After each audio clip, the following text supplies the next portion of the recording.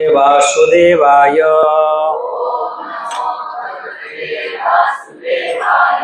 ओम नमो भगवते वासुदेवाय।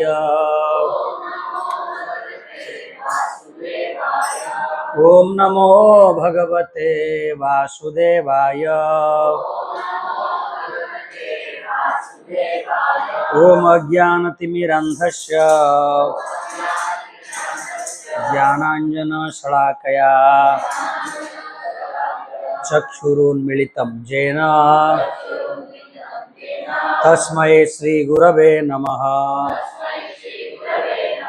श्रीचैतन्यमनोभीष्टं स्थापितं येन भूतले स्वयं रूपं कदा मह्यं ददान्ति स्वपदान्तिकम्। हे कृष्ण करुणा सिंधु दीनबंधु जगत्पते गोपेश गोपिका कांत राधा कांत नमस्तुते। तप्त कांचन गौरांगी राधे वृंदावनेश्वरी वृषभानुसुते देवी प्रणमामि हरिप्रिये। वाञ्छाकल्पतरुभ्यश्च कृपा सिन्धुभ्यैव च पतितानां पावनेभ्यो वैष्णवेभ्यो नमो नमः। नमो विष्णुपादाय कृष्णपृष्ठाय भूतले श्रीमते भक्ति वेदांत स्वामिनीति नामिने। नमस्ते सारस्वते देवे गौरवाणी प्रचारिणे निर्विशेष शून्यवादी पाश्चात्य देश तारिणे। जय श्री कृष्ण चैतन्य प्रभु नित्यानंद श्री अद्वैत गदाधर श्रीवासादि गौर भक्त वृंद। हरे कृष्ण कृष्ण कृष्ण हरे हरे हरे राम राम राम हरे हरे। जय श्री नरसिंह देव भगवान की, श्री प्रहलाद महाराज की।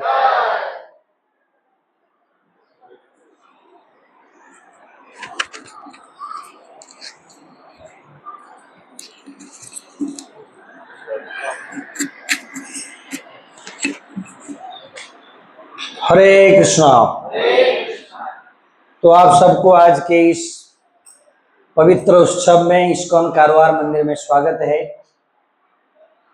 तो अगर आप सबको याद है, पिछले साल हम प्रहलाद महाराज के द्वारा जो सुंदर प्रार्थनाएं ऑफर किया गया था नरसिंह देव को, तो वो जो है हमने चर्चा किए थे। तो प्रहलाद महाराज काफी सारे कुतकोड़ी प्रभु जी बहुत अच्छा लड़का है वो, मस्त एकदम कुतकोड़ी। तो प्रहलाद महाराज जी जो है, नरसिंह देव जब प्रकट होते हैं तो कोई उनको शांत नहीं कर पाते हैं। फिर प्रहलाद महाराज जी आगे जाते हैं और सुंदर सुंदर प्रार्थनाएं उन्होंने भगवान को अर्पण किए। तो उसमें से प्रार्थना नंबर 1 से 10 तक हम लोग चर्चा किए थे। आज 11 से प्रारंभ करेंगे, लेकिन वो 11 से प्रारंभ करने से पहले 5-10 मिनट में जस्ट पूरा लीला जो वहां तक पहुंचे, खंबा से भगवान निकले, वहां तक थोड़ा आपसे डिस्कशन करेंगे। आपको याद है कि नहीं जानेंगे, तभी मैं प्रश्न पूछूंगा और आप सब उत्तर देंगे। अभी हिरण्यकश्यप के पिताजी के नाम क्या था? कोई एक भक्त हाथ ऊपर करिए और जल्दी जल्दी बताइए फर्स्ट करके। हाँ, कश्यप मुनि। और हिरण्यकशिपु के माँ का नाम क्या था? बहुत अच्छे स्टूडेंट है आप लोग। अदिति, अदिति। फिर से बोलिए कोई एक हाथ ऊपर करके। हाँ, तो हिरण्यकश्यपु और उनके एक और भाई थे, उनका क्या नाम था? हिरण्याक्ष। तो ये दोनों जो है दिति और कश्यप मुनि के पुत्र हैं। और उनके बड़े वाले बेटा जो है हिरण्याक्ष, ये बहुत बड़े लैंड माफिया थे। क्या थे वो? Land mafia. तो कोई 1 एकड़ लूटता है या 2 एकड़ लूटता है, इसने पूरा पृथ्वी को ही लूट लिया। तो इसलिए ये बड़े लैंड माफिया को भगवान फिर कौन से रूप लेके मारे? उनको बराह रूप लेके। बोलिए बराह भगवान की। फिर भाई मरने के बाद ये भाई को क्या आया? क्रोध आ गया। फिर उन्होंने कहा कि भाई को जिसने मारा वो मेरा शत्रु है।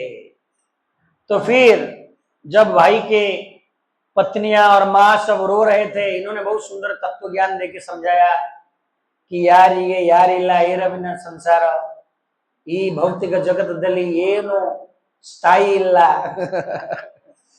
ಏನು परमानेंट ಇಲ್ಲ। आज न्यू ಇದೆ, ನಾವು ಇದೆ, आज मैं हूं कल आप है। कोई ना कोई जाना पड़ेगा छोड़ के संसार को, कोई स्थायी नहीं है, ऐसे करके समझाया। और खुद चला गया स्थायी होने के लिए। कहां चले गए वो? कौन से जगह में गए तपस्या करने के लिए? उस जगह का नाम क्या है? मंदार पर्वत। और वहां पर जाके माताजियों के लिए प्रश्न है, कौन से देवता को उन्होंने प्रार्थना किए? ब्रह्मा। ब्रह्मा जी को प्रार्थना की। बहुत सुंदर एक मूवी आया था अभी, महाअवतार नरसिंह। आप सबने देखा उसको? नहीं। बहुत सुंदर फिल्म है महाअवतार नरसिंह। उसमें पूरा नरसिंह लीला जो है बड़ा सुंदर से प्रेजेंट किया गया। तो फिर जब उन्होंने प्रार्थना करते हैं, ब्रह्मा जी आ जाते हैं और उनको आशीर्वाद देते हैं। तो हिरण्यकशिपु क्या चाहते थे ब्रह्मा जी से? अमर होने के लिए। क्या उन्होंने अमर होने की वर को प्राप्त किया? नहीं कर पाया। तो फिर उन्होंने क्या बुद्धि लगाया? इनडायरेक्टली उन्होंने मांगे अमर बनने के लिए। दिन में नहीं मरूंगा, रात में नहीं मरूंगा, पानी में नहीं, हवा में नहीं, हाँ, जानवर से नहीं, आपके द्वारा सृष्टि हुआ किसी जीव से नहीं, अस्त्र से नहीं, शस्त्र नहीं, this that so many condition apply उन्होंने सब करा दिया। गारंटी वारंटी कार लेके नाच नाच के निकल गए घर पे। और जब गलत व्यक्ति को पावर मिल जाएगा तो वो क्या करेगा? बदमाशी काम शुरू करेगा। तो उन्होंने जाके प्रारंभ कर दिए, विष्णु हमारा शत्रु है, इसलिए विष्णु को जो प्रिय है उनको सब मारो, गायों को मारो, वृक्ष तोड़ो, पेड़ काटो, ब्राह्मणों को हत्या करो। इस प्रकार के कार्य में लग गए। और उसी समय जब इनको ये जब तपस्या के लिए गए थे, तब उनके पत्नी, उनका क्या नाम है? कयाधु। तो कयाधु, आप अपने पत्नी का नाम भूल जाइए लेकिन उनके पत्नी का नाम मत भूलिए। तो ये सब भगवान के महान महान भक्त हैं। तो श्रीमद् भागवत में जिनके सब नाम आता है, उनके नाम को खाली स्मरण करके हम ऊपर चले जाएंगे भगवत धाम में। उन नामों में इतनी शक्ति है। नवम स्कंद में एक अध्याय आता है जहां पर खाली राजाओं के नाम बताया जाता है। तो किसी को प्रश्न आ सकता है, अरे ये राजाओं के नाम सुन के क्या मिलेगा हमें? इसलिए सुखदेव गोस्वामी जानबूझ के उस अध्याय के अंत में कहते हैं, जो व्यक्ति खाली इन राजाओं के नाम को श्रवण करेगा वो भगवत भक्ति प्राप्त करेगा। क्योंकि श्रीमद् भागवतम ग्रंथ में जिनके नाम दिया गया है वो कोई साधारण व्यक्तित्व नहीं है। तो इसी प्रकार कयाधु कोई साधारण नहीं है, उन्होंने प्रहलाद के माँ है, जननी है। तो फिर कयाधु जब गर्भवती थी उस समय ये गए थे तपस्या करने के लिए। तो इंद्र आदि आके उनको पकड़ के लेके चले गए मारने के लिए कि ये जो बाप से बढ़कर बेटा और खतरनाक निकलेगा, तो बाप ने हमको इतना सता रहा है। तो उसी समय उनको एक ऋषि मिले। कौन ऋषि मिले? नारद मुनि बजाए बीना राधिका रमण नामे। तो नारद मुनि नारायण नारायण राधे कृष्ण बोल के बीना बजा बजा के सामने आ गए। और क्या कहने लगे, हे देवराज इंद्र, ये कार्य आपको शोभा नहीं देता है। आप एक गर्भवती स्त्री को इस प्रकार के घिसट घिसट के लेके जा रहे हो मारने के लिए, अत्याचार, ये क्या चल रहा है। तो फिर उन्होंने जब बताया, नहीं इसके बाप बड़ा खतरनाक, इसलिए हम इसको खत्म करना चाहते हैं, ना रहेगा बांस ना बजेगा बांसुरी। तो नारद मुनि कहने लगे, आप भ्रम में हो, ये जो गर्भ में बालक है ये कोई साधारण असुर बालक, ये महान भक्त है, भगवान श्री हरि के प्रहलाद महान भक्त है। ये सुनते ही उन्होंने उनको छोड़ दिए और प्रहलाद को उन्होंने, गर्भ में था, उनको क्या किए, परिक्रमा लगाए और प्रणाम करके निकल गए। उसके बाद वो माँ बेटा को लेके कौन रखा, नारद मुनि। और नारद मुनि उसके माँ को जो है भागवत सुनाने लगे, हरि कथा। तो माँ को इतना रुचि नहीं, तो माँ सो गई, हाई के ऊपर हाई मार रही थी, लेकिन अंदर का बच्चा नहीं सोया, ये सब सुना।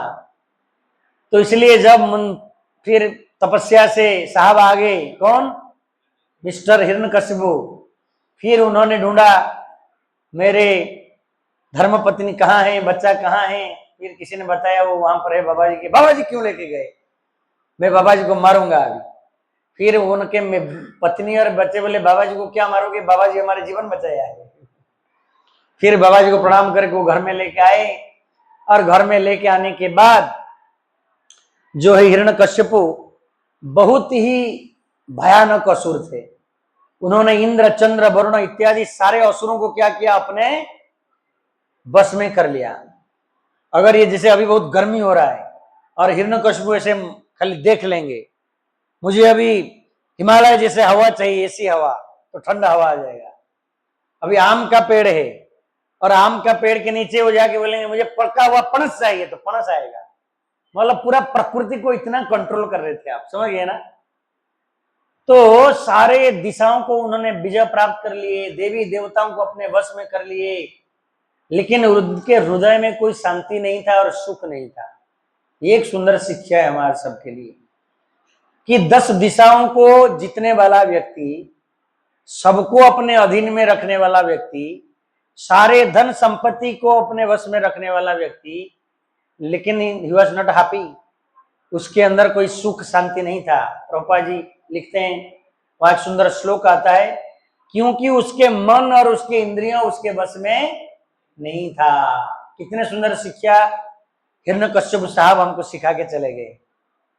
सबके लिए बहुत बड़ा लेसन है कि नहीं, कि बहुत सारे चीजें, नेम फेम पवार प्रतिष्ठा, जो चीज के लिए आज सब व्यक्ति पागल हैं, वो सारे चीजें उनके पास रहने के बावजूद भी, क्योंकि उनके मन और इंद्रियां वश में नहीं था, इसलिए वो सुखी नहीं थे। और उस समय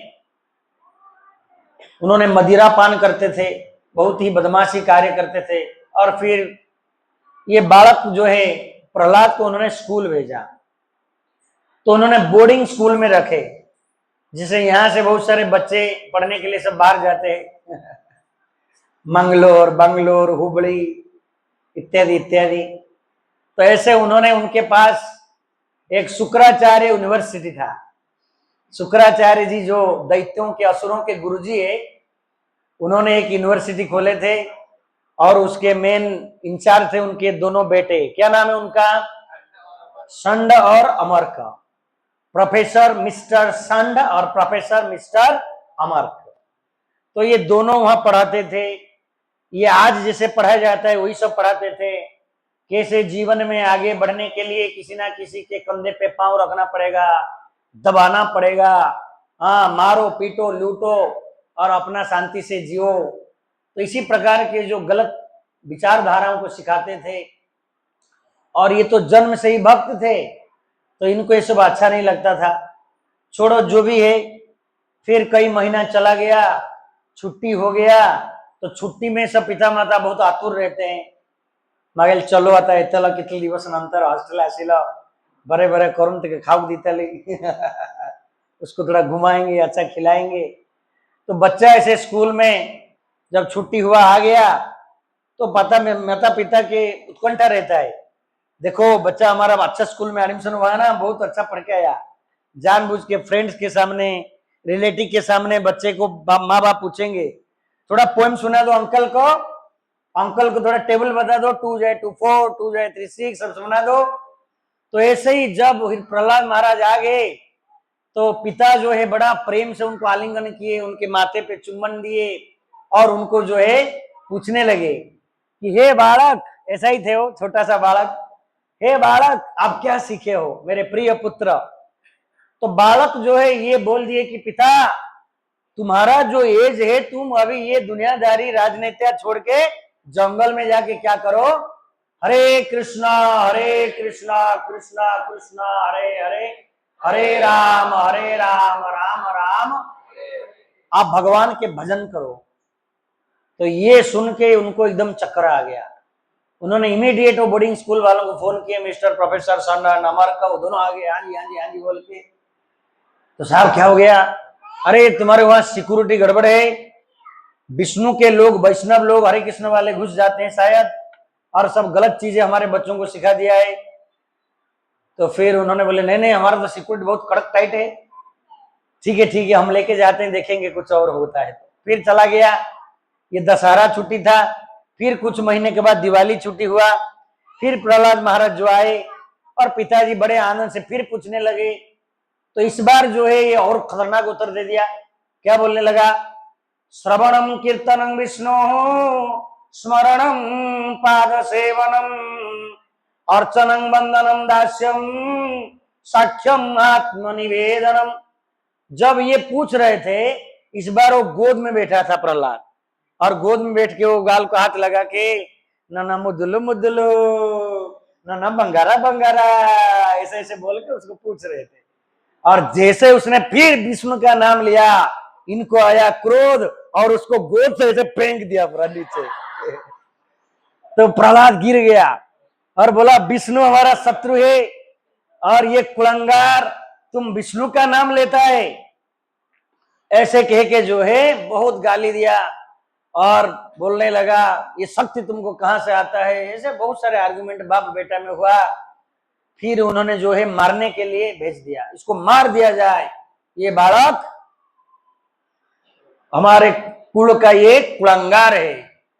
फिर उन्होंने सांपों के सामने लेके छोड़ दिया, लेकिन सांप उसको काटने के बदले में चाटने लगे।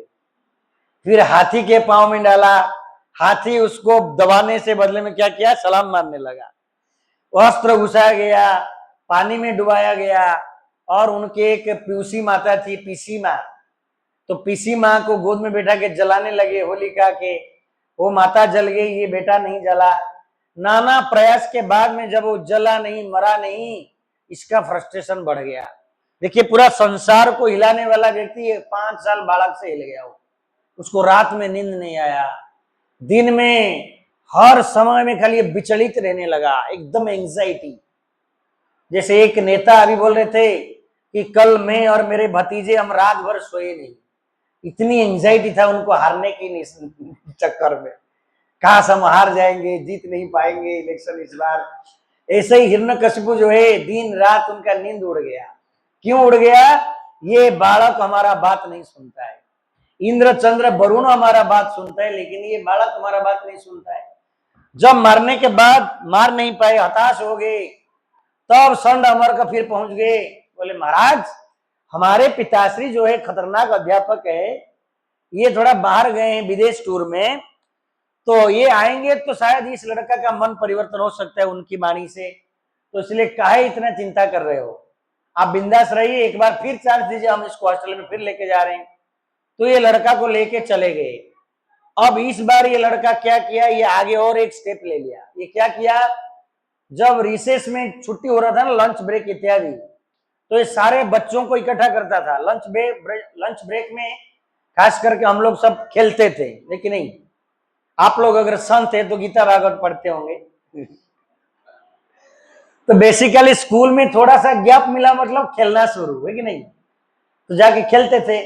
तो ऐसे ही प्रहलाद महाराज लंच ब्रेक में जब सारे बच्चे खेलने चले जाते थे, ये सब बच्चों को बुला के लेके आते थे और भगवान के नाम में बताते थे, बोलो नारायण नारायण नारायण श्रीमन नारायण नारायण बोलो नारायण।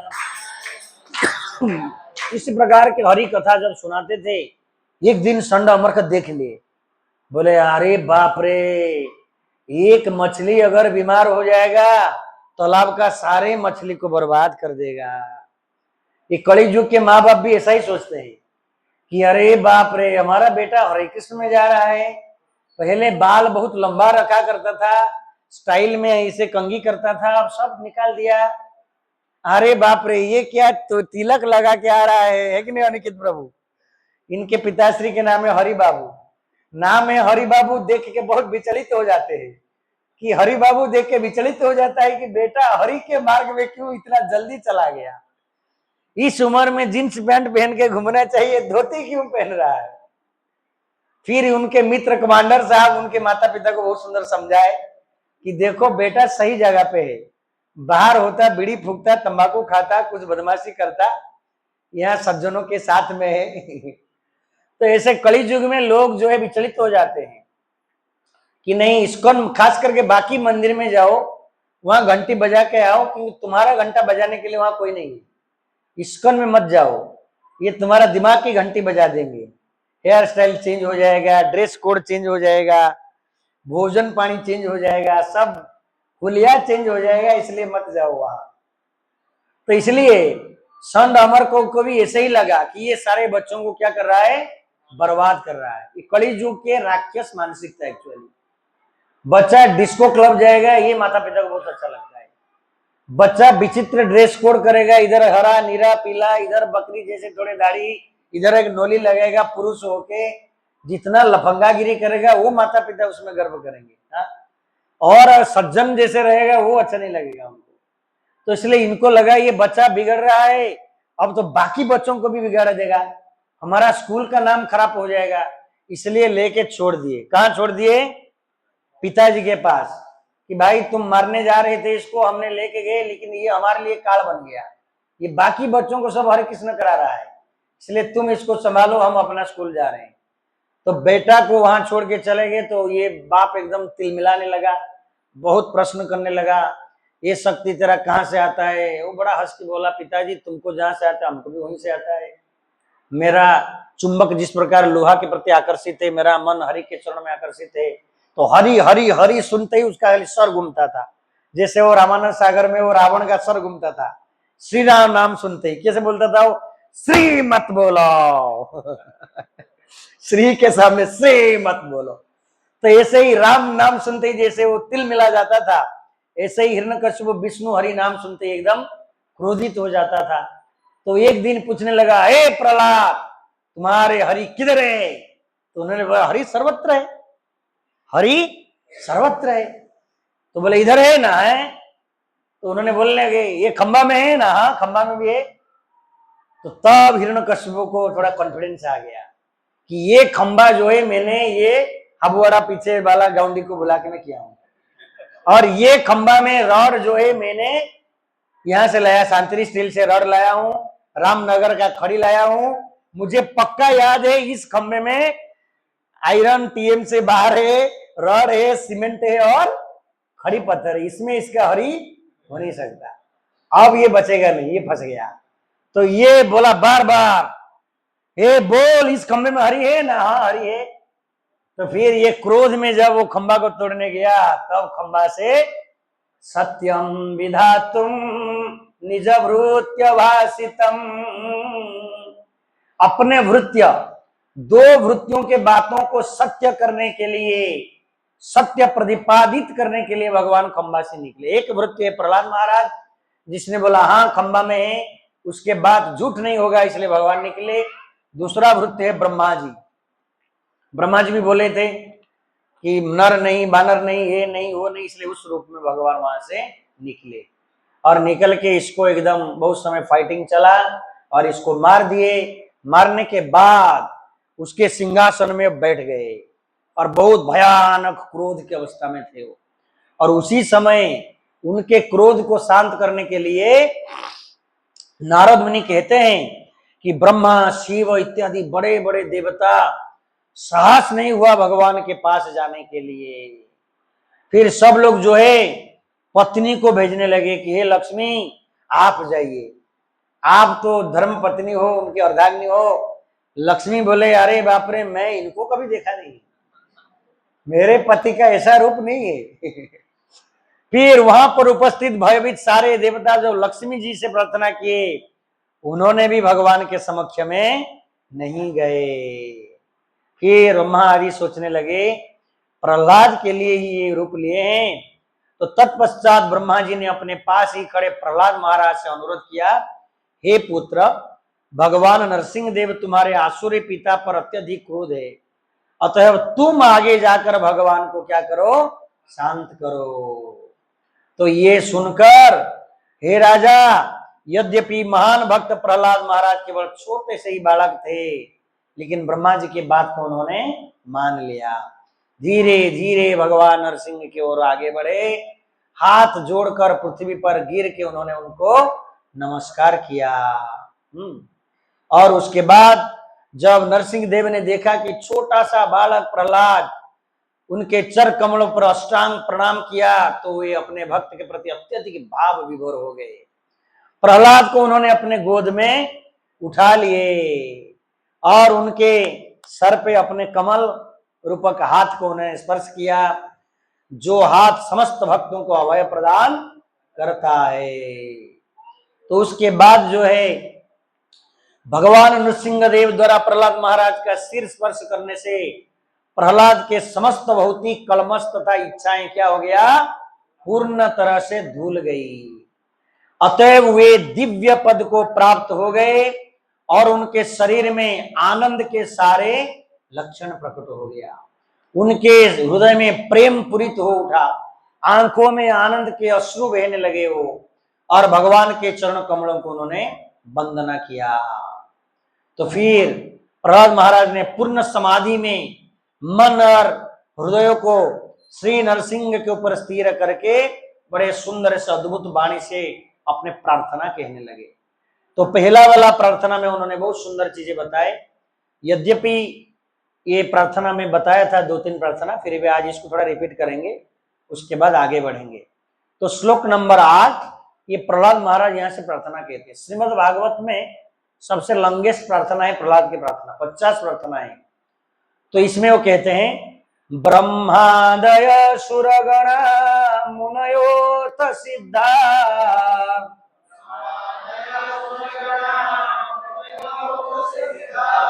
सत्वे कथानगतयो वचसां प्रवाहे नाराधितुं पुरुगुणेरधुनापि पिप्रो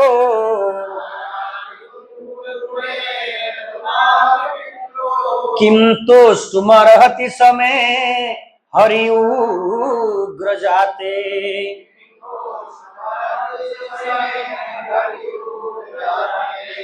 इसके जो अनुवाद इतनी सुंदर है, प्रहलाद महाराज ने कहा असुर परिवार में जन्म लेने के कारण यह कैसे संभव हो सकता है कि मैं भगवान को प्रसन्न करने के लिए उपयुक्त प्रार्थना कर सकूं। ब्रह्मा आदि सारे देवता मुनिगण उत्तम वाणी से भगवान को प्रसन्न नहीं कर पाए। यद्यपि सारे व्यक्ति सत्वगुणी है, वो परम योग्य है, तो फिर मैं इस विषय में मेरा क्या कहा जाए, मैं तो बिल्कुल अयोग्य हूं। तो प्रभुपाद जी यहाँ पर बहुत सुंदर एक तात्पर्य लिखते हैं और वो बताते हैं कैसे एक भक्त को क्या होना चाहिए, नम्र होना चाहिए, हम्बल, एकदम अहंकार शून्य हुए हैं। वो ये नहीं कह रहे देखो ब्रह्मा शांत नहीं कर पाया 4 सर है उसका, शिव जी शांत नहीं कर पाया, लक्ष्मी जी शांत नहीं कर पाए, मैं मिस्टर प्रहलाद, मैं देखो आया हूं और मुझे देखते ही शांत हो गए। ऐसा नहीं, वो इतने नम्रता से कह रहे मैं एकदम अयोग्य हूं, मुझे कोई योग्यता नहीं है, मैं असुर के परिवार में जन्म हुआ हूं। तो इसी प्रकार प्रभुपाद जी यहां बताते हैं कि प्रत्येक शुद्ध वैष्णव को इसी तरह सोचना चाहिए, उसे अपनी वैष्णव योग्यता को वृथा गर्व नहीं होना चाहिए। समझ गए, भक्ति में आगे बढ़ने के लिए ये सबसे महान सूत्र है। अगर हम अपने गुणों को लेके गर्व अनुभव करेंगे तो भगवान गर्भगंजन गर्भगंजन नाम तोरा गर्भ तू न सहुकार। गर्भगंजन हो, किसी के गर्भ सहन नहीं कर पाएंगे तो तुरंत आपका हरिबोल कर देंगे वो। तो इसलिए गर्भ शून्य। फिर प्रभुपाद जी बताते हैं कैसे, चैतन्य महाप्रभु बताते हैं, तुनादपि सुनी चेन तरोरपि सही सुना, हाँ अमानी न मान देना कीर्तनीय सदा हरि। तो विनीत हुए बिना, ये सबसे क्लासिक सेंटेंस है इस परपोर्ट का। क्या ये पढ़िए। विनीत हुए बिना आध्यात्मिक जीवन में प्रगति कर पाना अत्यंत कठिन है। इसको मंगल सूत्र के रूप में सारे वैष्णव गले में लटकाना चाहिए कि without becoming humble we can not get the mercy of supreme lord. विनीत या नम्र न होते हुए भगवान की कृपा को प्राप्त नहीं किया जा सकता है। भले ही आप बहुत अच्छे गा रहे हैं, बहुत अच्छे प्रवचन दे रहे हैं, बहुत अच्छा श्रृंगार कर रहे हैं, 1000 गुण आप में हैं, but you are not humble. अगर आप नम्र नहीं हैं तो फिर भगवान की कृपा को प्राप्त करना असंभव है। फिर नेक्स्ट श्लोक में बड़ा सुंदर चीजें प्रहलाद महाराज बताते हैं। मन्ये धनाभिजन रूप तपसुतोजा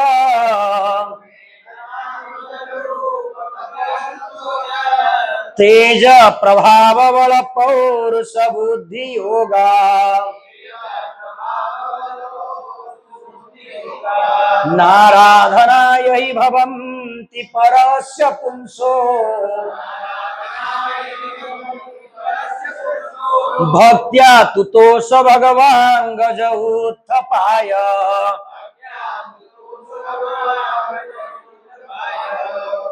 ये श्लोक में इतने सुंदर चीजें प्रहलाद महाराज कहते हैं। उन्होंने कहा कि भले ही मनुष्य के पास सारे भौतिक ऐश्वर्य रहे, 12 चीज यहां पर बताते हैं, बहुत ध्यान पूर्वक सुनिए, बहुत सुंदर चीजें है। अगर कोई व्यक्ति सबसे बड़ा धनी है, ये देखिए मैं इसको मार्क किया, संपत्ति मतलब सबसे बड़ा वो धनी है और अच्छे परिवार में जन्म हुआ है और सबसे सुंदर है, मिस वर्ल्ड, मिस यूनिवर्स। अभी कोई भगत मुझे कल बोल रहा था, यहाँ कोई नेता का बेटी मिस यूनिवर्स हुआ कि क्या हुआ, मिस इंडिया हुआ, मिस वर्ल्ड, मिस इंडिया हुआ। तो सपोज जैसे मिस इंडिया हो गया, या बहुत तपस्या किया है, बहुत हाई एजुकेटेड है, ऑक्सफोर्ड यूनिवर्सिटी, कैम्ब्रिज यूनिवर्सिटी और कहाँ यूनिवर्सिटी में 4 पीएचडी करके आया और बहुत दक्ष है, एक्सपर्ट, कांति, प्रभाव, शारीरिक शक्ति और बहुत उद्यमी है, बुद्धि तथा योग शक्ति क्यों ना हो, लेकिन मेरी समझ में ये सारे योग्यताएं से भी कोई व्यक्ति भगवान को प्रसन्न नहीं कर सकता। भक्ति से वह भगवान को प्रसन्न कर सकता है। इसलिए श्लोक का आखिर लाइन बहुत महत्वपूर्ण है, भक्त्या तुतो सुतोष भगवान गजउत्थपाय। तो इसलिए बड़ा सुंदर से भजन में आते हैं, भगत के बस में है भगवान, कि भगवान जो है किसके बस में है, भगत के, भक्ति के। तो इसलिए ये सारे चीजें होने के बावजूद भी कोई भगवान को प्रसन्न नहीं कर सकता।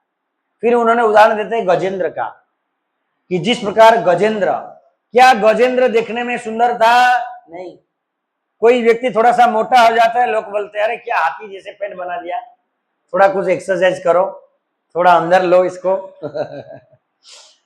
तो गजेंद्र का उदाहरण देते हैं। उसी प्रकार प्रहलाद महाराज स्वयं असुर कुल में जन्म हुए थे, विभीषण असुर कुल में जन्म हुआ था। सवरी अगर रामायण से देखा जाए, वो भी कौन सा पीएचडी किए थे। तो ऐसे किसी भी भौतिक योग्यता के बिना भगवान को प्राप्त किया जा सकता है, केवल किसके द्वारा? प्रेम के। भगवान जो है प्रेम पुजारी, भावग्राही है वो। तो इसलिए कोई भी भौतिक योग्यता भगवान को प्रसन्न करने का साधन नहीं है। एक बार जो है भीमसेन जो है बहुत दुखी हो गया था। क्यों दुखी हुआ था? क्योंकि अर्जुन जो है बहुत सुंदर गाते थे हारमोनियम वगैरह बजा के। तो इसको लगा मैं गा नहीं पा रहा हूं, मेरे से भगवान प्रसन्न नहीं है। तो इसलिए इन्होंने अच्छे गाने के लिए एक हारमोनियम लेके आया और घर में बजाने लगा। और घर में जब बजाने लगा, उनके इतनी मधुर आवाज जो है सब लोग डिस्टर्ब हो गए।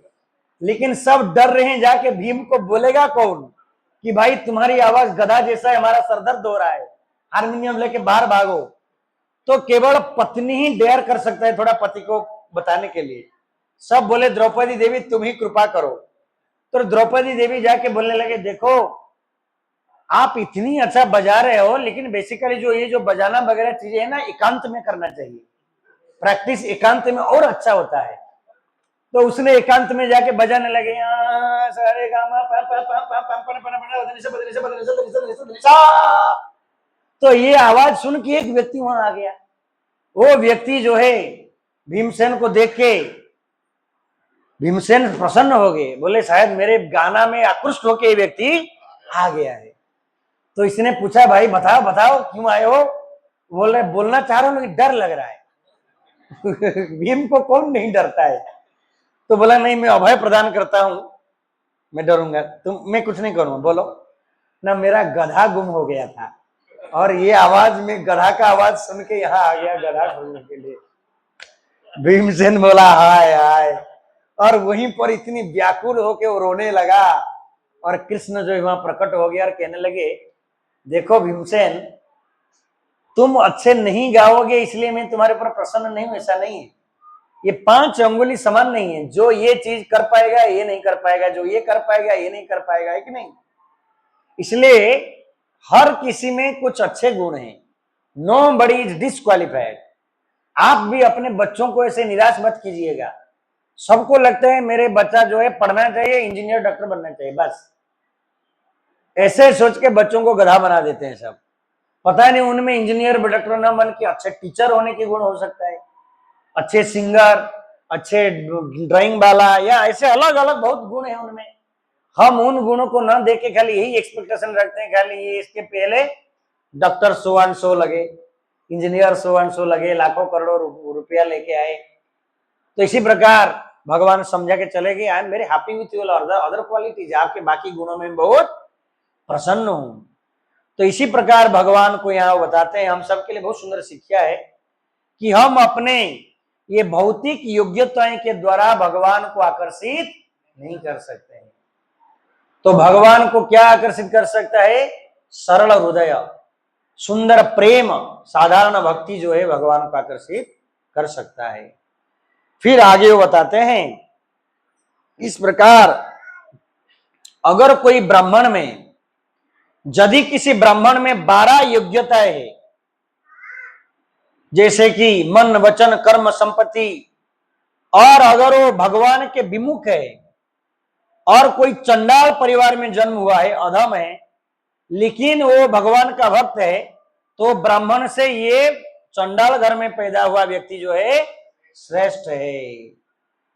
तो क्योंकि एक भक्त अपने सारे परिवार को पवित्र कर सकता है, इसलिए आप अगर कोई भक्त बनेंगे, जैसे कि सब लोग सोचते हैं अरे मैं अपने पिता माता के लिए कुछ करना चाहता हूं प्रभु जी, इसलिए मैं बहुत, सबके मन में क्या लगता है बहुत धन कमाऊं और माता पिता को सुख दूं। नहीं, धन आप कमाइए, साथ साथ अगर आप अच्छे वैष्णव बने, इसमें क्या होगा, यहां से पढ़िए जहां से मैं कलर किया, अपने सारे परिवार को पवित्र कर सकता है, जबकि झूठी प्रतिष्ठा वाला तथा ब्राह्मण अपने आप को आप भी शुद्ध नहीं कर सकता। अगर परिवार में कोई एक व्यक्ति भगत बन गया, वो आपके पूरा परिवार को आपने क्या किया, कल्याण किया।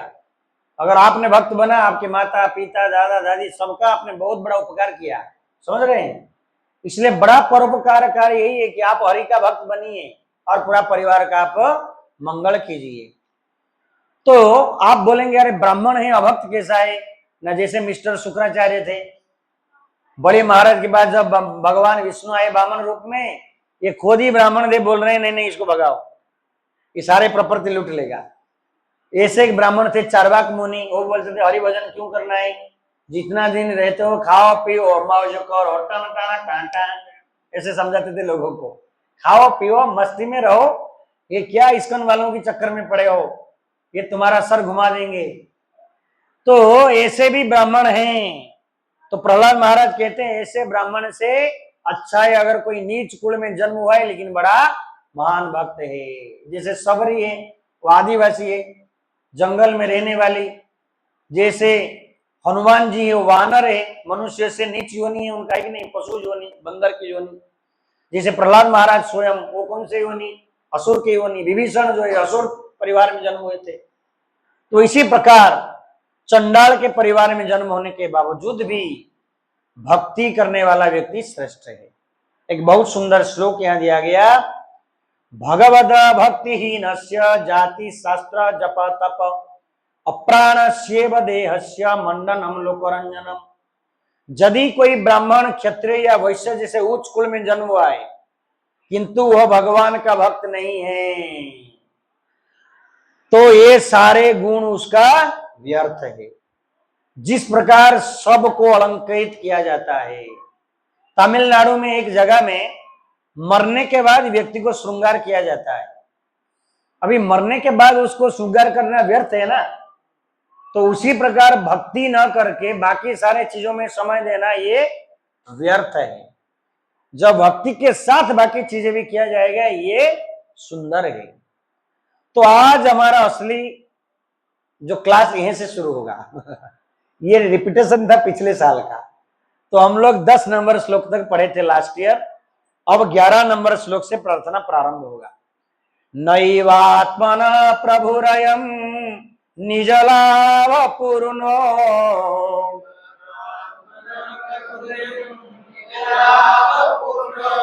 मानं जनाद विदुषा करुणो वृणीते।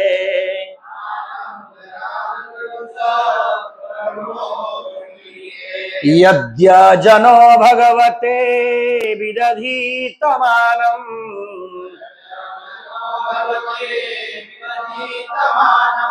तच्चात्मने प्रतिमुखस्य यथा मुखश्री।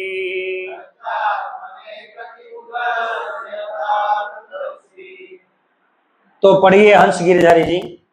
भगवान सदैव आत्मतुष्ट रहने वाले हैं, अतएव जब उन्हें कोई भेंट अर्पित की जाती है तो भगवत कृपा से यह भेंट भक्त के लाभ के लिए ही होती है, क्योंकि भगवान को किसी की सेवा की आवश्यकता नहीं है। उदाहरणार्थ यदि किसी का मुख सज्जित हो तो दर्पण में उसके मुख का प्रतिबिंब भी सज्जित ही दिखता है। तो ये कितने सुंदर श्लोक है। इसमें कहा जाता है भगवान का एक नाम है आत्माराम। क्या नाम है? अप्त काम, मतलब जो अपने आप में संतुष्ट हैं, उनको किसी चीज की आवश्यकता नहीं है। तो जब हम भगवान को कुछ चीजें देते हैं, जब हम भगवान को कुछ चीजें प्रदान करते हैं प्रेम वशतः, ये हमारा ही लाभ के लिए है। आप समझ रहे हैं? फॉर एग्जाम्पल, जैसे किसी को अगर बोला जाएगा भगवान का नाम लीजिए, हरे कृष्णा कृष्णा कृष्णा हरे हरे, हरे राम, तो किसी को लगेगा अरे भगवान का गुणगान करने के लिए भगवान बहुत तरस रहे हैं ताकि मेरे गुणगान से थोड़ा प्रसन्न हो जाएंगे। नहीं, अगर हम भगवान का नाम नहीं लेंगे भगवान नाराज नहीं हो जाएंगे। अनंत कोटि ब्रह्मांड में अनंत कोटि लोग भगवान का नाम ऑलरेडी लेते रहते हैं। कितने सारे देवताएं, लक्ष्मी सहस्र शत संभ्रमस्य व्यमान, सहस्र लक्ष्मी भगवान का नाम लेते हुए झाड़ू मारते रहते हैं। अगर हम नाम ले रहे हैं, ये हमारा ही शरीर और मन का क्या होगा? शुद्धिकरण होगा। जिसे गंगा के जल गंगा को ही अर्पण की जाती है, तो क्या होता है उसमें हमको ही लाभ मिलता है। जिसी प्रकार पिता के बर्थडे के दिन पिता का ही जेब से पैसा लेके अगर बेटा कुछ खरीद के पिताजी को बोलेगा पप्पा हुट्टा हब्बद सुभाषयಗಳು, तो पिताजी का पैसा से खरीद के पिताजी को ही गिफ्ट देगा, पिता कितने प्रसन्न हो जाएंगे। उसी प्रकार का ये चीजें कि हम अगर भगवान को कुछ देते हैं तो ये भगवान को लाभ नहीं है, लाभ किसको हो रहा है, हमारा ही हो रहा है। इसलिए उन्होंने सुंदर उदाहरण देते हैं, जैसे अगर कोई अपने आप को श्रृंगार करेगा तो दर्पण में उसके मुख का प्रतिबिंब भी क्या हो जाता है, सज्जित दिखाई देता है। तो इसलिए भक्ति योग में भक्त को 9 सिद्धांत पालन करना होता है। क्या है वो 9 चीजें, ना भगवान के बारे में श्रवण करना, कीर्तन करना, स्मरण, पाद सेवनम, अर्चन, बंदनम, दास्य, आत्मनिवेदन इत्यादि। इसके द्वारा भगवान का यशोगान भगवान के लाभ के लिए नहीं है। ये मत सोचिए कि भगवान का मैं गुणगान करूंगा भगवान को लाभ मिलेगा, ये हमारे ही हृदय शुद्ध होगा, हम पापों से मुक्त होंगे।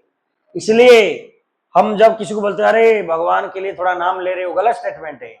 अरे खुद के उद्धार के लिए थोड़ा नाम ले रहे समझ रहे ना, भगवान के लिए नाम लो। भगवान के लिए क्या है, हमारा खुद के उद्धार के लिए, खुद के लाभ के लिए हमको भगवान का नाम लेना चाहिए।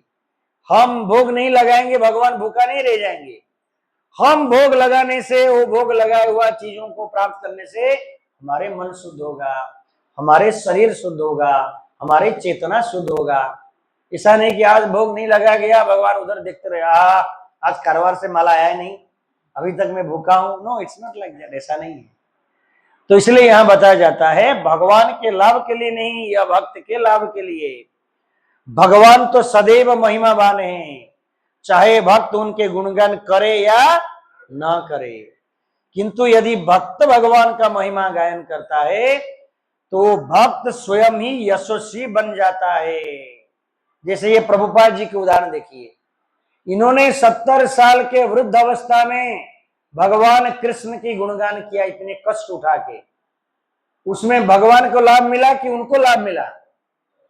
अरे स्वामी जी को लाभ मिला।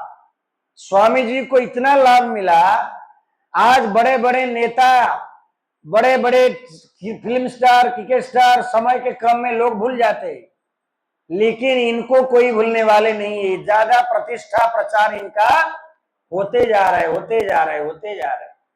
ऐसे देश है जहां पर कुछ जगह में टेलीफोन के टावर नहीं पहुंचा, लेकिन इस्कॉन पहुंच गया, और वहां प्रभुपाद जी के रोज क्या चल रहा है, गुरु पूजा चल रहा है, उनकी गुणगान हो रहा है।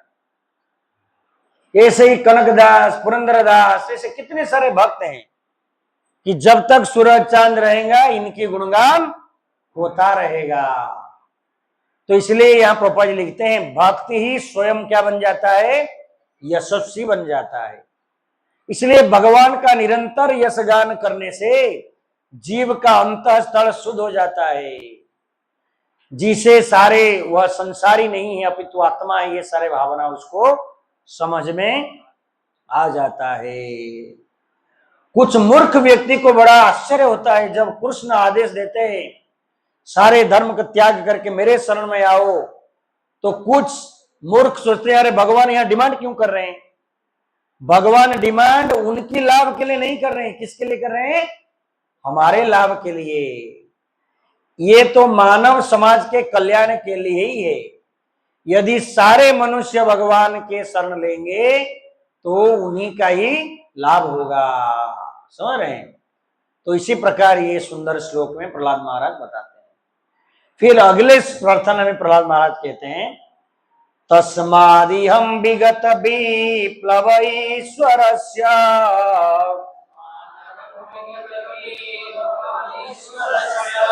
सर्वात्मना महि गुणामि यथा मनीषम्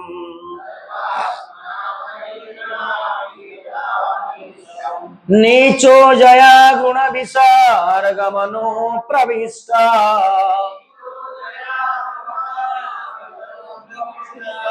पूयेत ये नहीं पुमान अनुवर्णितेन।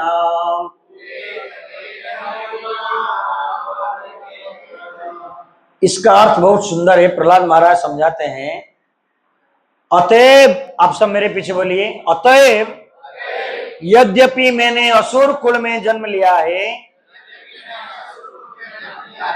तो भी निसंदेह जहां तक मेरी बुद्धि जाती है,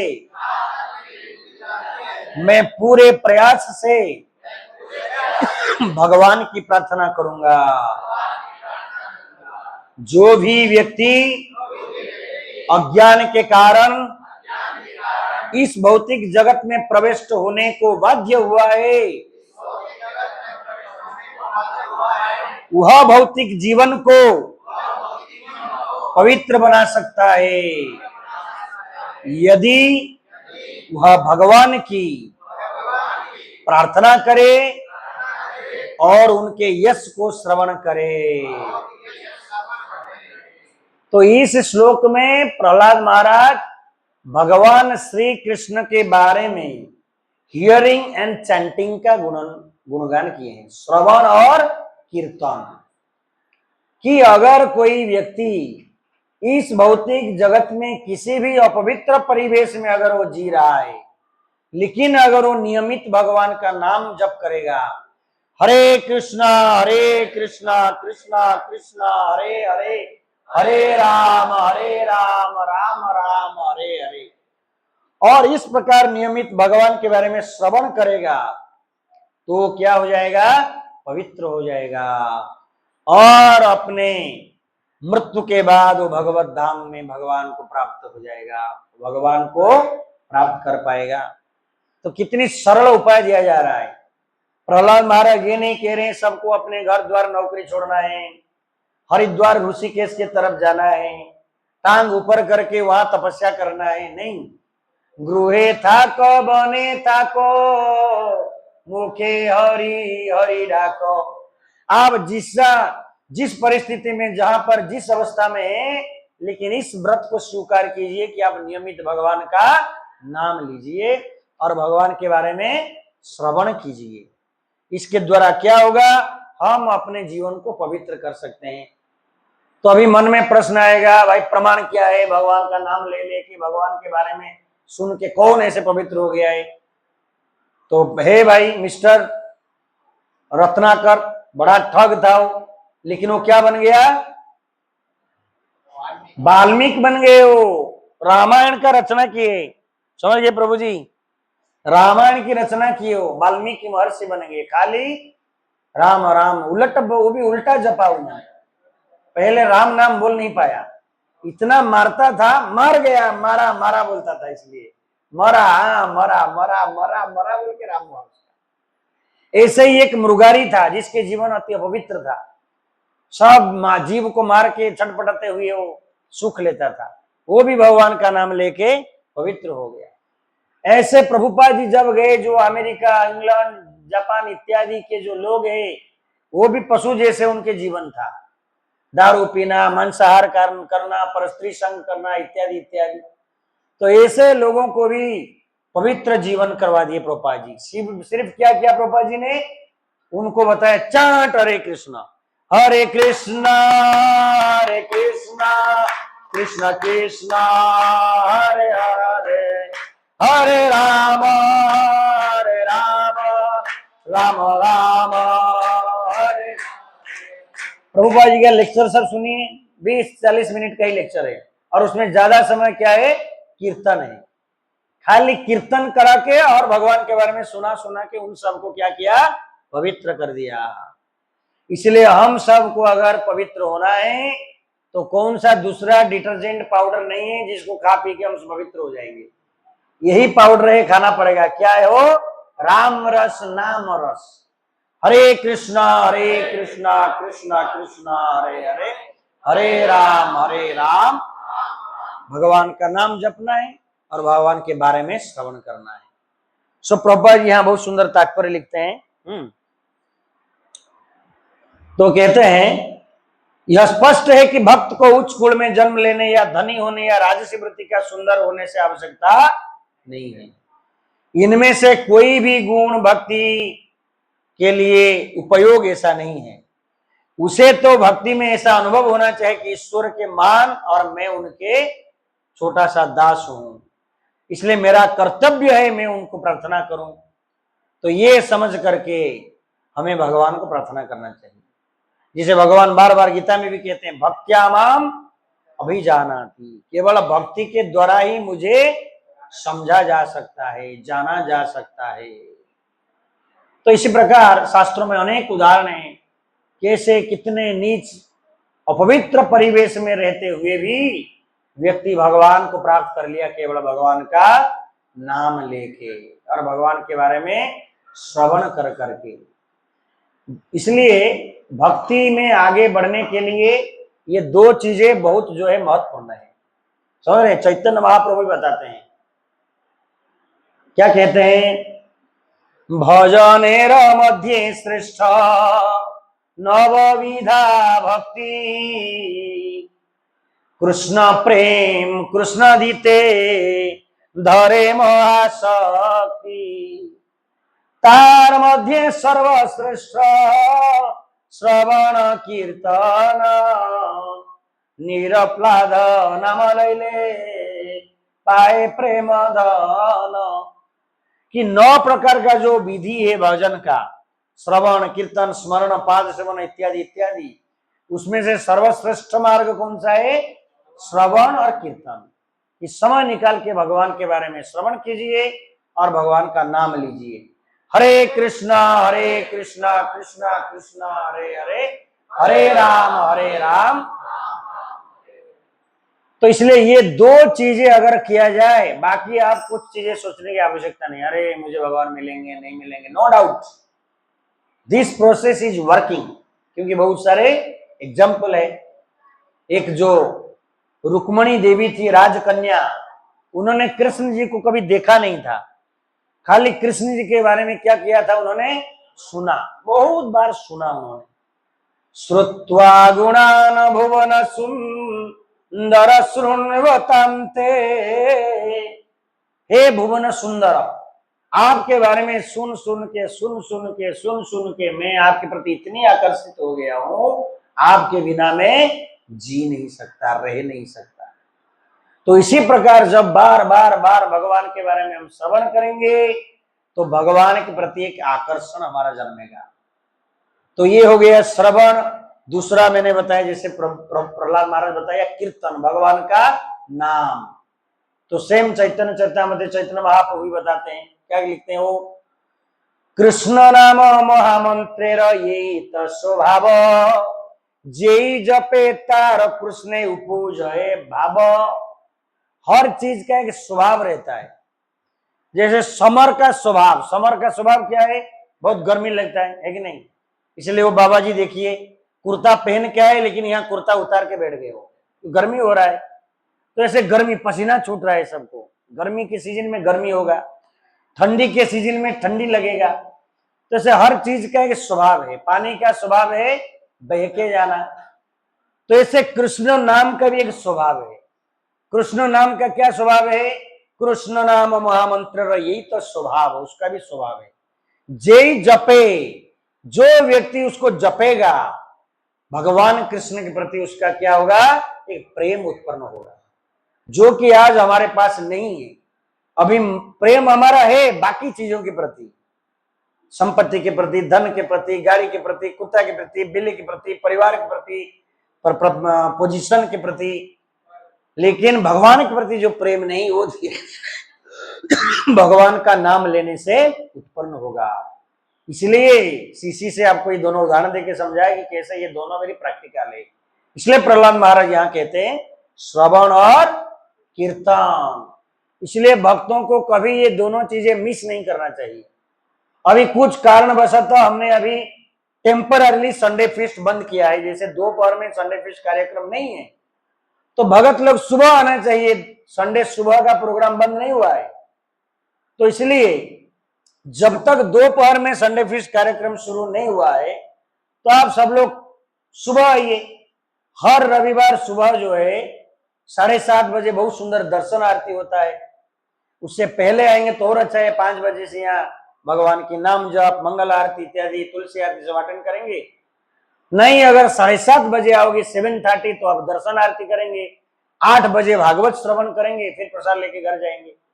इसलिए मेरा विनीत अनुरोध है, जो रेगुलर डिवोटीज हैं, जो दीक्षित हैं, जो मंदिर से जुड़े हैं, तो आप जो रेगुलर आते थे आप अपना आना बंद मत कीजिए, खाली दोपहर में प्रोग्राम नहीं, इसलिए पूर्णिमा की चंद्रमा जैसे आज ही बहुत लोग दिखाई दिए कई महीनों के बाद। हर संडे प्रोग्राम है, आप हर संडे आइए। सुबह का पाठ, अभी हम लोग सोच रहे थे ब्लॉक में सिलेंडर लेके प्रोग्राम चालू किया जाए, लेकिन अभी डीसी का ऑर्डर आया है कि इतना गर्मी है 11 से बाद जो है बाहर मत निकलिए, एक सजेशन है, ताकि बहुत अभी हिट है ना एकदम। तो इसलिए इन सब कारणों से अभी ये दोपहर का प्रोग्राम टेम्पररी थोड़ा स्थगित है। तो इसका मतलब ये नहीं आप मंदिर मत आइए, तो आप सब संडे आइए, सुबह 5 बजे आइए, मंगल आरती अटेंड कीजिए, 7:30 बजे आइए, दर्शनार्थी अटेंड कीजिए, और उसके बाद पूरा कार्यक्रम जो है श्रवण कीर्तन सब आपका हो जाएगा, फिर आप घर जा सकते हैं, है कि नहीं? क्योंकि ये दोनों चीजें भक्तों के जीवन में बहुत महत्वपूर्ण है, भगवान के नाम कीर्तन और भगवान के बारे में श्रवण करना। इसके बिना जीवन में सुनामी आ जाएगा, जो सुनेगा नहीं उसमें जीवन में सुनामी आ जाएगा। ये भी चैतन्य चरितामृत में है, बड़ा सुंदर शास्त्र है वो। एक श्लोक में कविराज गोस्वामी लिखते हैं, जो व्यक्ति भजन कीर्तन श्रवण भगवान के बारे में पढ़ता नहीं सुनता नहीं, वो क्या हो जाता है? दुर्बल हो जाता है, फिर धीरे धीरे धीरे भक्ति पथ से वो हट जाता है। फिर नेक्स्ट श्लोक में जो है प्रहलाद महाराज बताते हैं, सर्वे यमी विधि करा तब सत्वधाम्नो,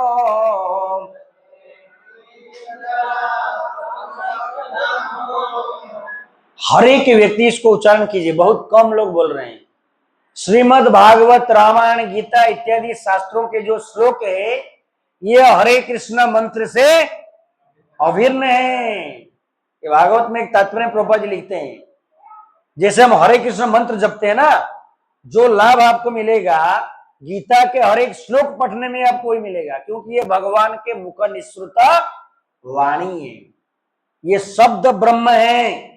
जैसे गंगा जी जल ब्रह्म है, उसको पूजा की जाती है, भगवान को भोग लगने के बाद प्रसाद जो है अन्न ब्रह्म है, ऐसे ही ये क्या है? शब्द ब्रह्म है। इसलिए सब लोग उच्चारण कीजिए। इतने भगत बैठे हैं और बहुत कम आवाज आ रहा है, 4 लोग बोल रहे हैं। Everybody should chant. इसको उच्चारण करने से आपका हृदय शुद्ध होगा, पाप मुक्त होंगे। इसमें इतनी शक्ति है, एक एक शब्द में, एक एक शब्द, इतनी पावर है उसमें, समझ रहे हैं? सर्वे यमी विधि करा तब सत्वधाम्नो,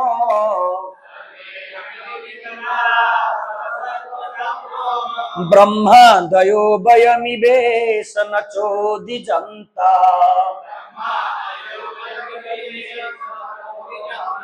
क्षेमाय भूतय उतात्म सुखाय चास्य,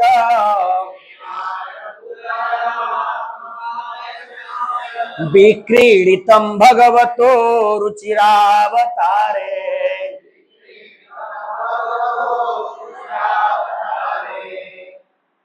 तो इसका अनुवाद पढ़िए हंस गिरधारी जी। हे भगवान, ब्रह्मा आदि सारे देवता आपके निष्ठावान दास हैं, क्योंकि वे दिव्य पद पर स्थित हैं। अतः वे हमारी प्रहलाद या उसके असुर पिता हिरण्यकश्यप की तरह नहीं हैं। इस भयानक रूप में आपका प्राग्ञ स्वांत सुख के लिए आपकी लीला है। ऐसा अवतार सदा ही ब्रह्मांड की रक्षा तथा सुधार अभ्युदय के लिए होता है।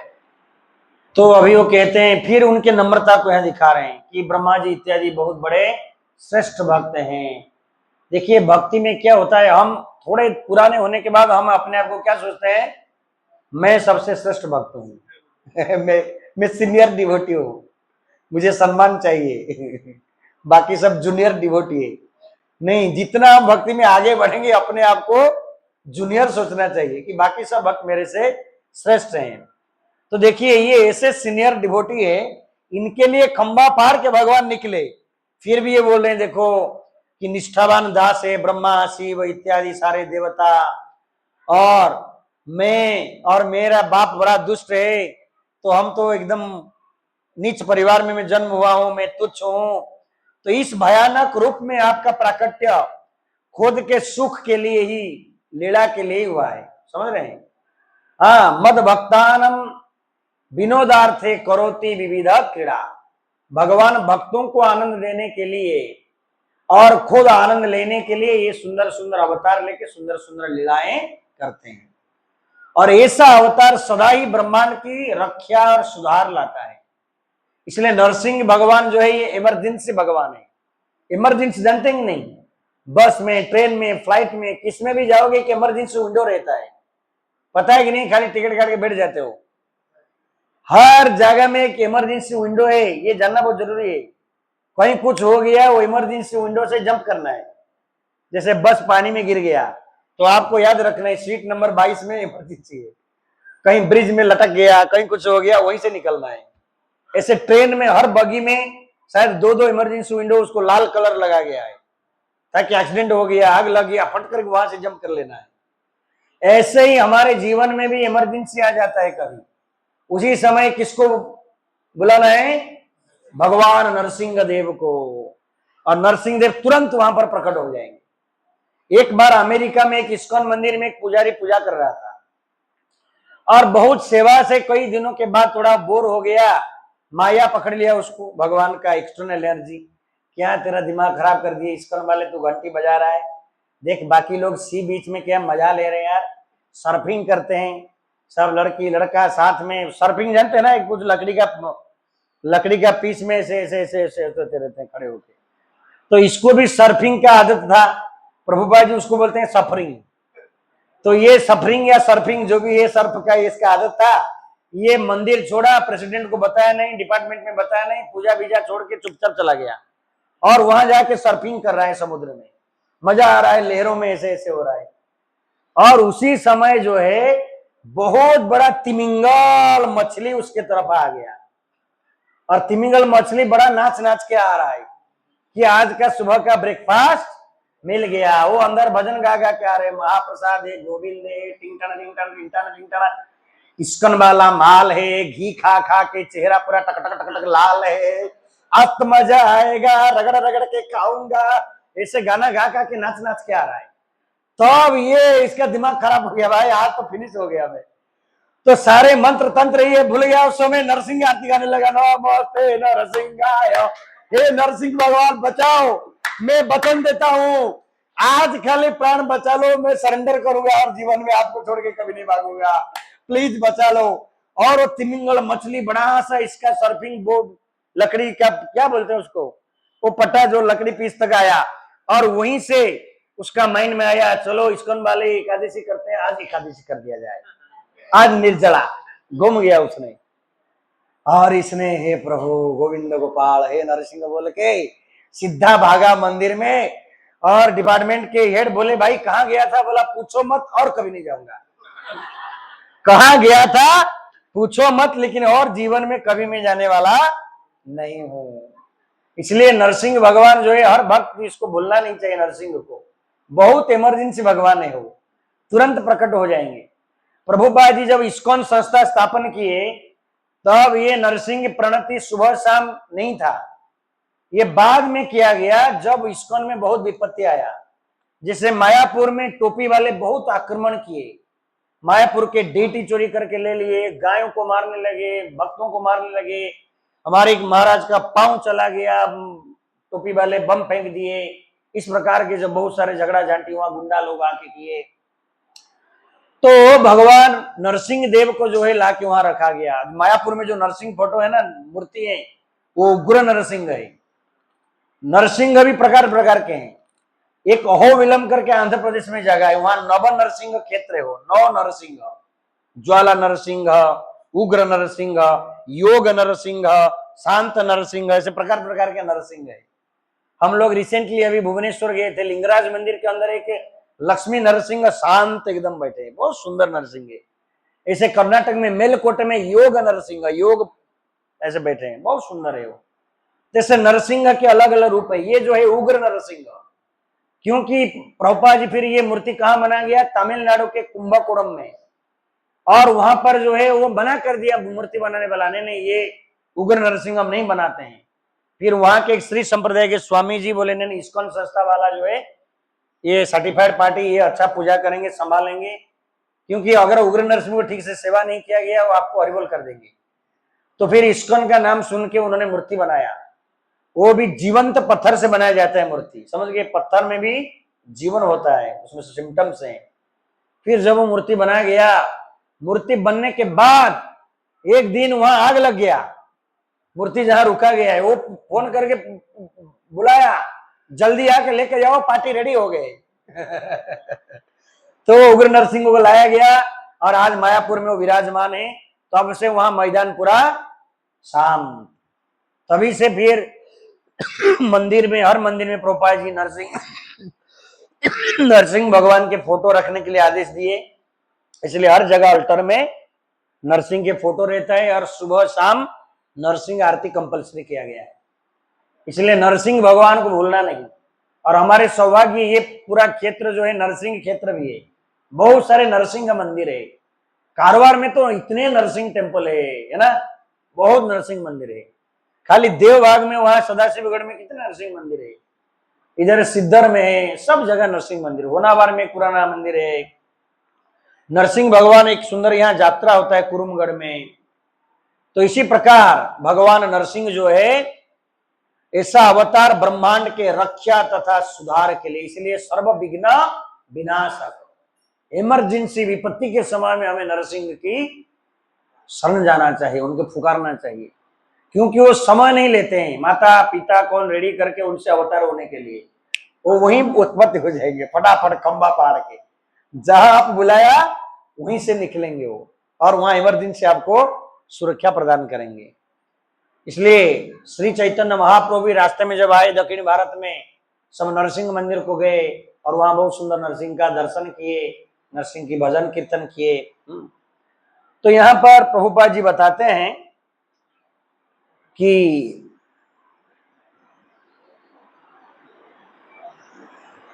प्रहलाद महाराज यह कहना चाह रहे थे कि उनके पिता तथा उनके परिवार के अन्य सदस्य अत्यंत अभागे थे, असुर थे, जबकि भगवान के भक्त उनके आदेशों की पालन करने के लिए सदैव अत्यंत भाग्यशाली है।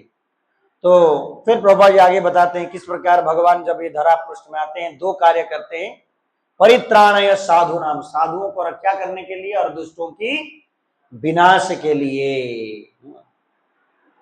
तो फिर नेक्स्ट श्लोक में वो बताते हैं, तद्याच्छमन्युमसुरा सहतस्तु आद्य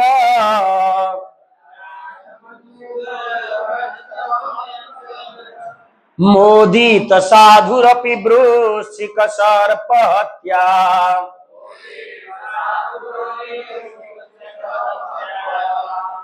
लोकाश्च निवृत्तिमिता प्रतियन्ति सर्वे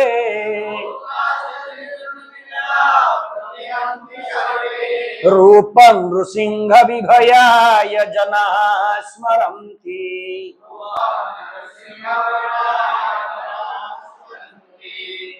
अतएव, बोलिए मेरे पीछे अनुवाद, अतएव हे नृसिंह भगवान,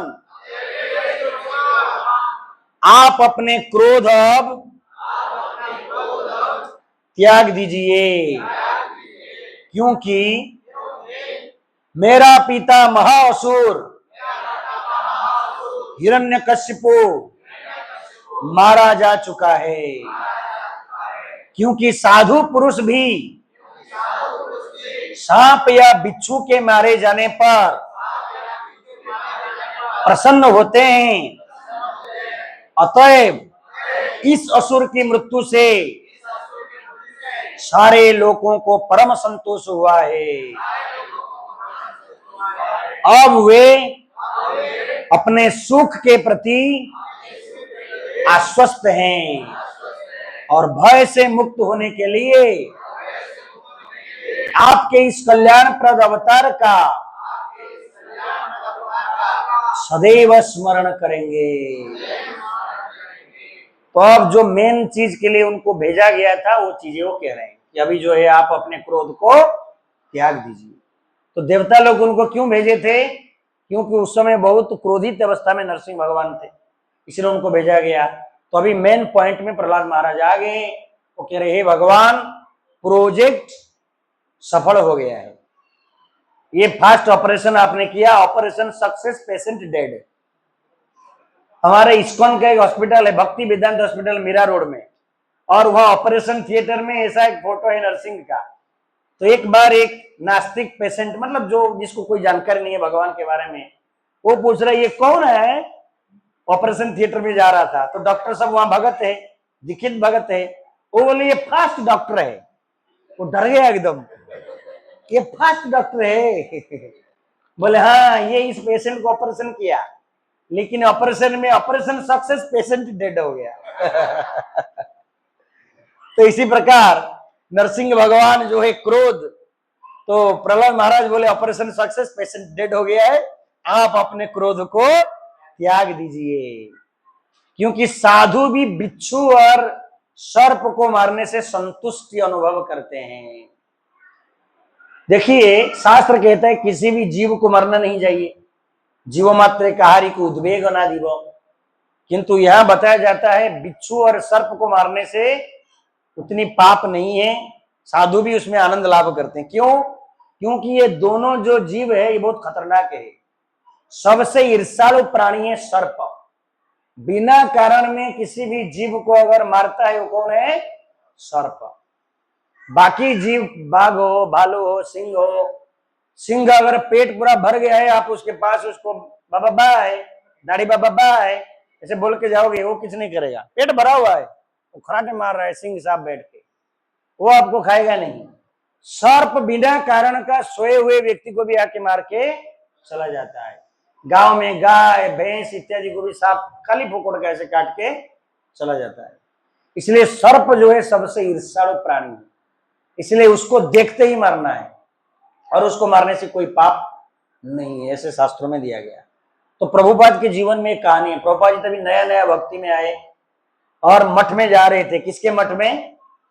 ये प्रभुपाद जी की लीला है, ये आप मत सोचिए वो अभक्त थे नया नया भक्ति में जा रहे हैं। वो शुद्ध भक्त है, परमानेंट डिवोटी है, वैकुंठ में आने हो। इस लीला में, उनके मर्त्य लोक का लीला में, तभी वो नया नया उनके गुरुजी के टच में आए और गौड़िया मठ में जा रहे हैं। और एक दिन गौड़िया मठ में प्रभुपाद जी थे और वहां आंगन में एक सांप दिखाई दिया, और भक्ति सिद्धांत सरस्वती ठाकुर ऊपर खड़े थे सेकंड मोहल्ला में, और शिष्यों को बोले किल इट, किल इट, इसको क्या करो, मार डालो, मार डालो। तो प्रभुपाद जी नए थे, थोड़ा चकित हो गया, अरे गुरुजी ये बेचारा जीव को मारने क्यों बोल रहे हैं। फिर प्रभुपाद जी एक लेक्चर में बता रहे हैं, जब ये श्लोक मैंने पढ़ा भागवत में, तब मुझे समझ में आया कि क्यों साधु लोग भी सांप को मारने के लिए चाहते हैं। क्योंकि अगर उसको छोड़ दिया जाए, जैसे हमारे इधर एक बिल्ली है, वो बिल्ली 3 महीना पहले 3 बच्चा पैदा किया, और उसको लगा ये जो वातावरण बड़ा जबरदस्त है, यहाँ कोई मारता नहीं, पीटता नहीं, पास बुलाते हैं, खिलाते हैं। वहां एक मराठी बाबा है, वो बिस्कुट खिलाता है, प्रेग्नेंट लेडी करके अच्छा केयर लेता है, उसको अपना नैपकिन ला के सुलाता है। ये अभी अभी माँ बनी है ना, जैसे स्वामी पत्नी की कितना केयर करता है जब वो पहली बार माँ बनती है, तो ऐसे ये प्रभु भगत लोग सब केयर करते हैं। आहा, बेचारी बिल्ली अभी 3 बच्ची की माँ हुआ है, इसको थोड़ा बिस्किट खिला जाए, अच्छा केयर लेते हैं उसका। तो बिल्ली बड़ा आराम से यहाँ घूम रहा है। अभी अकाउंट ऑफिस में सोफा के नीचे फिर 3 पिल्ली छोड़ा है, और बाबा अनिकेत जी ऊपर बैठे रहते हैं, नीचे वो रहता है, तो कोई क्षति नहीं है। यही चीजें क्या सांप के साथ हो सकता है?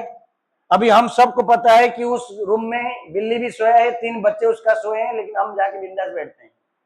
अगर हमको पता है वहां सांप है, अंदर घुसेंगे हम, हरि बोल हरि बोल हरि बोल भाई रे, इस रूम में अभी और प्रवेश तो नहीं रे। कितना डेंजर है वो, है कि नहीं? अभी हमारे गंगाधर प्रभु, श्याम भक्त प्रभु एक बार रात के वो यहाँ सेवा करके जा रहे थे, 8 दिन पहले मैं आमदल से आ रहा था सैटरडे, एक सांप को देखे वहां वृंदावन गार्डन में। फिर बोल के ये प्रभु जी सुबह थोड़ा जाके चेक करना, वो वहां गया, वहां से कहाँ गया। मैं बोला टेंशन मत लेना, ये जहां दिखते हैं वहां रहते नहीं, ये तुरंत फिर कहाँ चले जाते हैं। अब तो बिल्ली है, हम सोच सकते हैं, बैठ सकते हैं, लेकिन सांप अगर रूम में घुसे, आप सोच सकते हैं? उसी दिन रूम छोड़ के होटल बुक करके सोना पड़ेगा। सच है कि नहीं? इसलिए सर्प जो है बहुत ईर्ष्यालु और भयंकर प्राणी है। इसलिए यहां उदाहरण देते हैं कि जिस प्रकार सर्प को मरने से या मारने से साधु प्रसन्न होते हैं, मेरा बाप एक महासर्प था। कहने के कारण ये है कि my father mister Hiranyakashipu was a snake.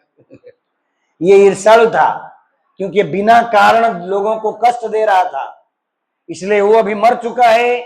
सारे संत लोग भी बहुत आनंद और संतुष्टि प्राप्त किए हैं, और आपने इतना बड़ा इस दुष्ट को मारा, तो ये बहुत बड़ा कल्याण कार्य किया है आपने, इसलिए आपके इस अवतार को सदैव क्या करेंगे, स्मरण करेंगे। इसलिए नरसिंह भगवान कब सत्य युग में हिरण्यकश्यप को मार के गए, लेकिन आज भी उनकी स्मरण किया जा रहा है, उनकी वंदना किया जा रहा है, उनकी पूजा की जा रही है। तो इसी प्रकार जो है बड़े सुंदर से प्रहलाद महाराज, ये बहुत सारे लंबा टॉपिक है, तो आई थिंक हमको यहीं रुकना चाहिए। कि क्या आदेश है, रुका जाए? हाँ रेडी तो है, रुका जाए कि और 5 मिनट बोला जाए? तो अभी ये लास्ट श्लोक नंबर 15 बोल देते हैं। श्लोक नंबर 15, नाहम विभेज्य जितनेति भयान काम्य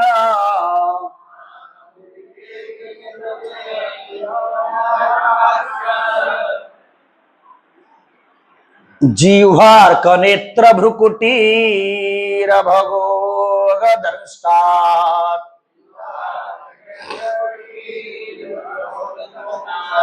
अंत्रस्रज क्षत जकेशर शंकुकर्णा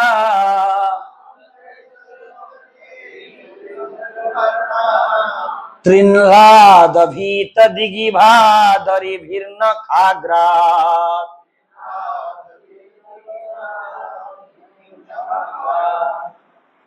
तो इस प्रार्थना में प्रहलाद महाराज कहते हैं अपने प्रिय भगवान से, हे अजीत भगवान, बोलिए, मैं न तो आपके भयानक मुख तथा जीव से, न ही सूर्य के समान चमकीला आंखों से या टेढ़ी भौं से भयभूत हूं। मैं आपके तेज नुकीले दांतों से, आंतों की माला से, रक्त रंजित गर्दन के बालों से